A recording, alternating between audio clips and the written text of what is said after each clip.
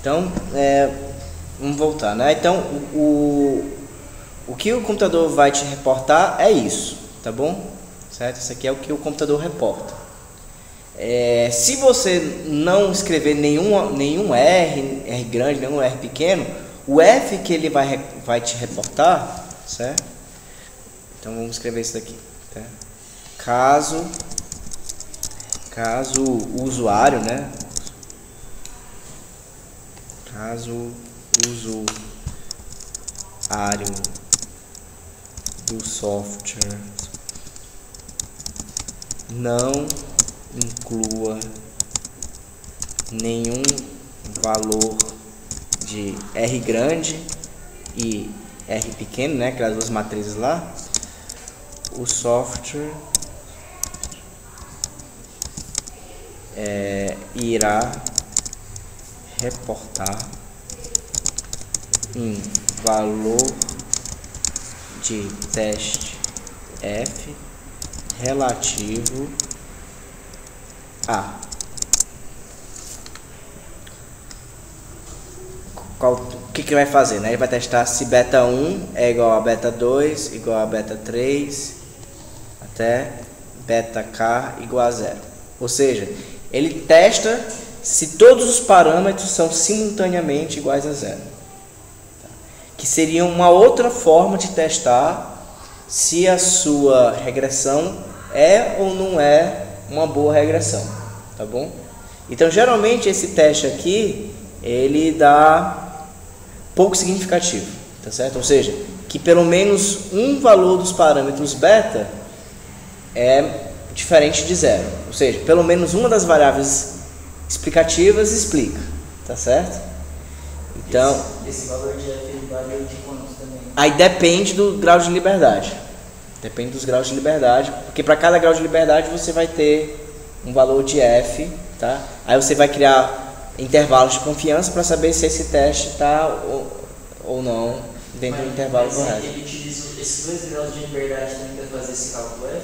Sim, esses 2 graus de liberdade vão mudar a forma como você desenha um gráfico da distribuição.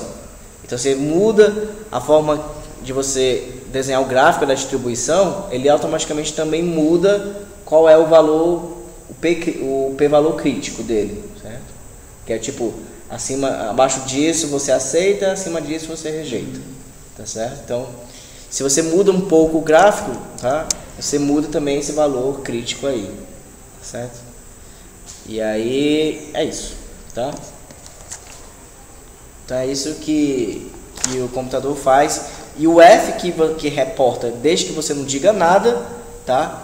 É relativo à hipótese em que todos os parâmetros são simultaneamente iguais a 0, tá bom? Então, a gente vai ver tudo isso quando a gente for pegar alguns dados, né? Aqui tô só a preparação, a gente vai rever tudo isso quando for com dados. A gente vai ver em que momento o software reporta a soma dos quadrados resíduos, em que momento ele reporta o F, como fazer valores de teste de hipóteses alternativos para outros valores de F, tá certo? A gente vai fazer tudo isso daí, tá bom? E aí tem um debate na literatura que é o seguinte: é melhor, se você quiser testar se os parâmetros são todos zeros, é melhor testar cada um separadamente, ou seja, realizando um teste T para cada um, ou é melhor realizar um teste do tipo F, tá bom? E aí o que acontece é algo mais ou menos assim. Você tem aqui uma região, certo? Que, sei lá, em formato de elipse, certo? Assim. Certo? Que seria a região de 1 menos alfa, de nível de confiança 1 menos alfa, para o teste F. E aí você teria aqui os valores mais ou menos aqui no meio dessa elipse, tá? Que os valores estimados, tá? Então, beta 1 barra, beta 2 barra, tá? Então, barra são os valores estimados. E aí o intervalo de confiança do teste T seria mais ou menos aqui. Então, essa parte aqui, ó, é o intervalo de confiança de tamanho 1 menos alfa para o teste T de student, certo? Relativo à variável beta 1. E aí você faria também para o beta 2 aqui, tá? Então esse aqui, ó, seria o intervalo de confiança de nível 1 menos alfa, tá? Para o teste T do parâmetro beta 2. E aí o que acontece, né? Você liga esse aqui para cá, assim, liga esse aqui para cá assim, liga esse para cá assim, liga esse para cá assim, tá? E aí o que você vai encontrar? Nessa região aqui e nessa, tá? Nessa região aqui, você aceita a hipótese, por exemplo, relativa ao beta 1, mas rejeita a hipótese relativa ao beta 2. Então, se você fosse testar separadamente, você aceitaria a hipótese de pelo menos o beta 1 ser diferente de 0. E aqui a mesma coisa, só que o contrário para o beta 2. Ou seja, teriam regiões aqui, né, que você, por exemplo, estaria considerando quando o ideal seria não considerar, porque a sua pergunta não é relativa a cada um separadamente. A sua pergunta é se todos são simultaneamente iguais a 0. Tá? Então, se sua pergunta for se todos são simultaneamente iguais a 0, não utilize o teste T individual em cada parâmetro. É melhor utilizar o teste F em todos os parâmetros simultaneamente. Tá certo? Então, se você for realizar um teste para saber se o seu modelo faz algum sentido ou não, né, que é exatamente esse teste F, quando todos os parâmetros são iguais a 0, é melhor você fazer o teste F. Tá? Não, por exemplo, o que isso quer dizer é o seguinte, tá? Qual a moral da história disso daqui? Pode ser que todos os teus coeficientes deem estatisticamente relevantes, tá? Faça sentido do ponto de vista estatístico, todos eles dão diferente de 0, só que o teste F acusar que todos podem ser iguais a 0 simultaneamente. E aí, qual que você confia? Você confia no teste T isolado ou no teste F? A resposta é confia no teste F. Tá certo? É raro acontecer, mas pode acontecer de os teus parâmetros dar estatisticamente relevantes, ou seja, diferente de 0, em cada T individual, mas no teste F dá estatisticamente não significante. E aí o pessoal geralmente fica na dúvida, mas é para você aceitar o teste F, certo? Porque os caras são todos 0, tá bom?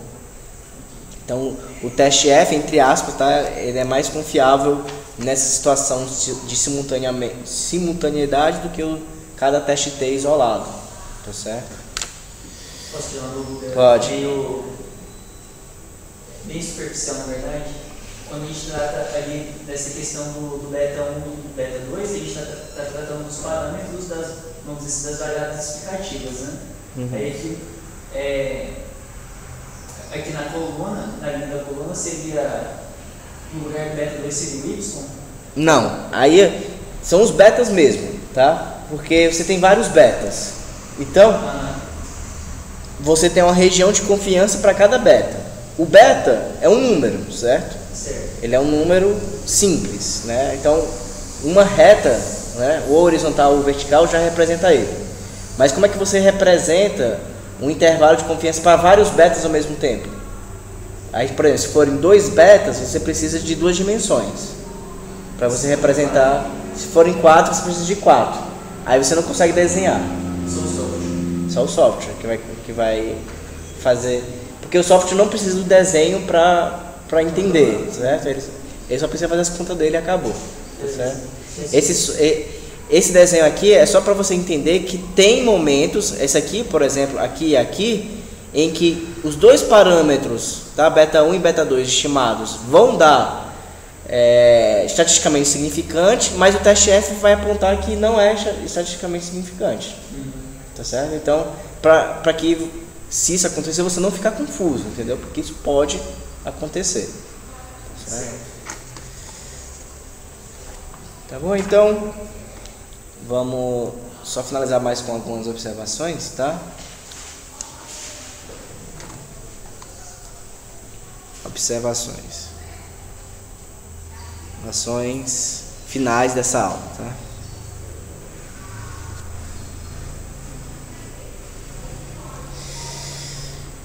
Quando a hipótese H4 falha, né? O estimador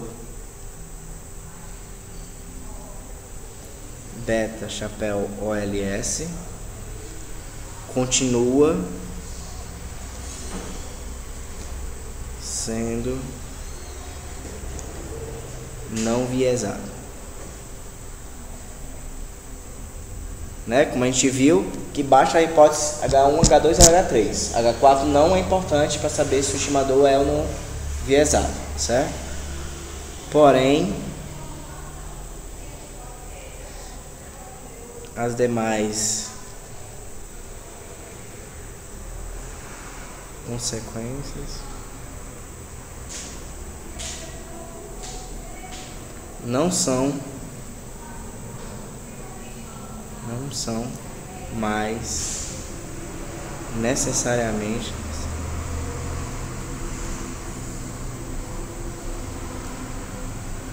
verdadeiras. Tá certo? Então a hipótese H4 ela é fundamental para você poder realizar os testes de hipótese, tá? Porque a única coisa que você não precisa da H4 é a propriedade de não viesabilidade, nem sei se existe essa palavra, tá? A propriedade do estimador ser não viesado, tá? Então é importante que você crie alguma forma de testar se a sua hipótese 4, né, de homocedaticidade e não autocorrelação entre os erros, ela é ou não aceitável para o seu modelo, tá bom? Então existem testes para as hipóteses de homocedaticidade e não autocorrelação dos erros, tá? Então, de homocedaticidade,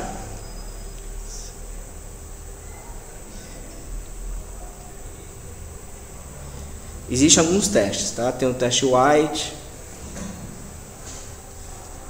tá? O teste de Bruch-Pagan,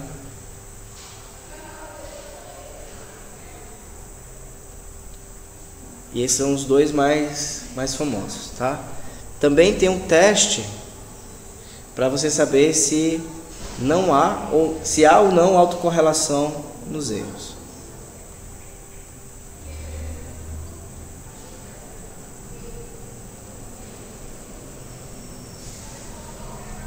E aqui os testes mais conhecidos, tá?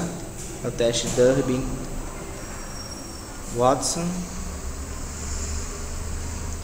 e o teste de Bruch-Guffey,